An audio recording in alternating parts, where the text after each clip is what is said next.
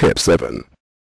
So what we have here is what I've tend to call a racetrack. It's where you loop one colour around to get rid of a wedge that you can see here. It can be done both ways, blacks being on the bottom, or when there's a lot of browns on the top. Quite commonly, as a person starts to distill, they tend to just drag the browns down, browns up and the blacks down, which ends up leaving this wedge like this. Obviously once you start building evenly, that happens less and less, but nevertheless it's a skill that in a time where you get a lot of browns up the top or a lot of blacks down the bottom, that you can quickly put them there and loop it out to be able to even out your line. So what you're actually doing is you're grabbing this brown down through the blacks up into the white and dragging along, and then you'll do the same again, and you actually come along like that, and you end up just going round and round and round. And for it to be easier to see, let's see it in action.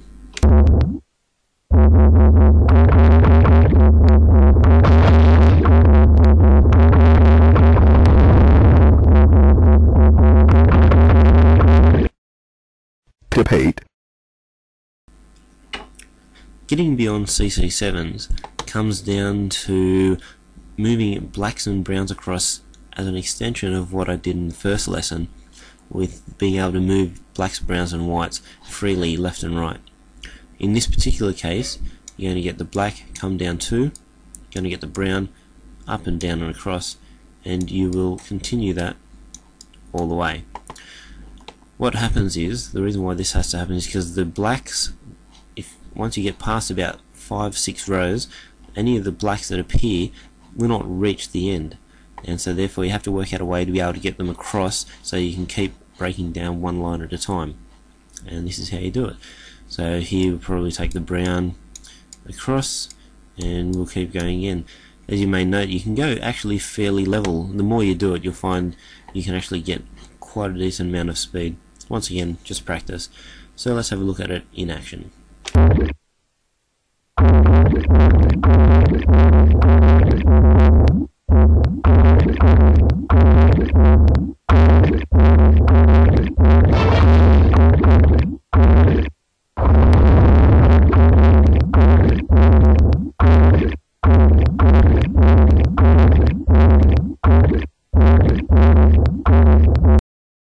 Tip 9. Using the push-pull or Newton's cradle technique, you can get any white from, say, the bottom to the top or the top to the bottom, or from wherever position that you want. What you can do in this particular screen, you can grab this black here, go up through the browns, and then down through the whites to there. The black from there has now moved to the bottom, and that white has come through and is now at the top there, making it even. It's much easier than trying to create a column of blacks and move the white up. You have to remember that it doesn't matter which white goes into a spot, any white will do. In this particular example, I will actually grab the black, come through this one line straight down here to grab that, because later on I know I can use this white to simply just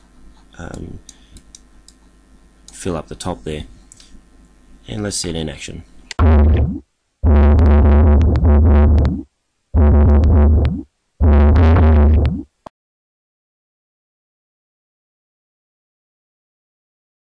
Tip 10. The loop around is a technique to be able to grab the lonely white sitting just outside of the line and be able to bring it back into the line.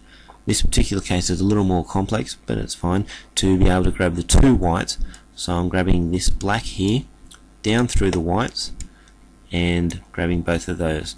The whites will then be able to be dragged back in. I can move the black and have one more go to get the last white in. And that's pretty much it. See it in action.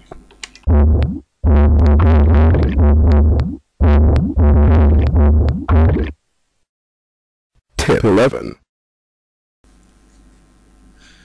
Okay, basically, when a lost white is out in a white place that it cannot be gotten to, what you need to do is actually build a row up to it to go and grab it. In this particular case, I'm going to grab the white, bring it down to there, so I've got the black. I can then drag the white up the black, which will give me the black down here. I can then bring the white through the back black up to there, then do a loop around to bring them back in. It's just an extension on the loop around, really, because you'll need, in all cases, you're going to need to start doing a bit of fancy work to get them back in there. But the most important part is to not have it lost out here when you're trying to actually build up, because you really need to get every white that you can into there. Let's see it in action. Yum!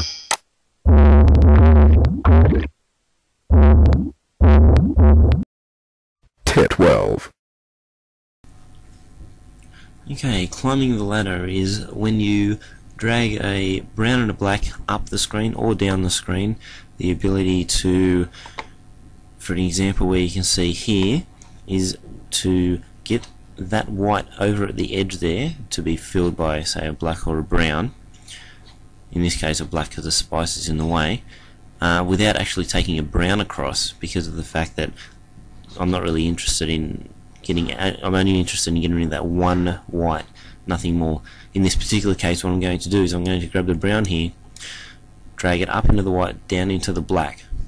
What's actually happened now is the black is up there, is now there. So I'm now going to grab the brown, which is sitting here, up into the white, down into the black.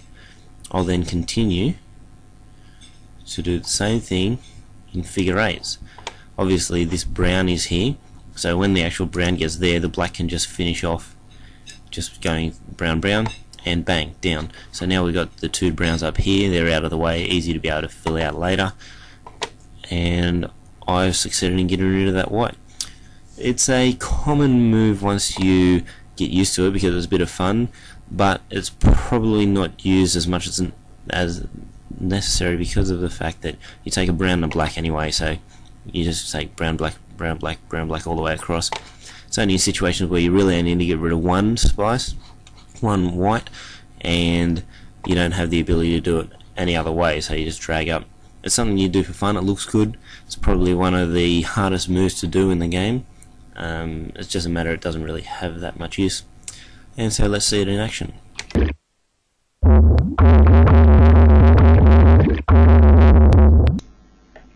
Thanks for watching.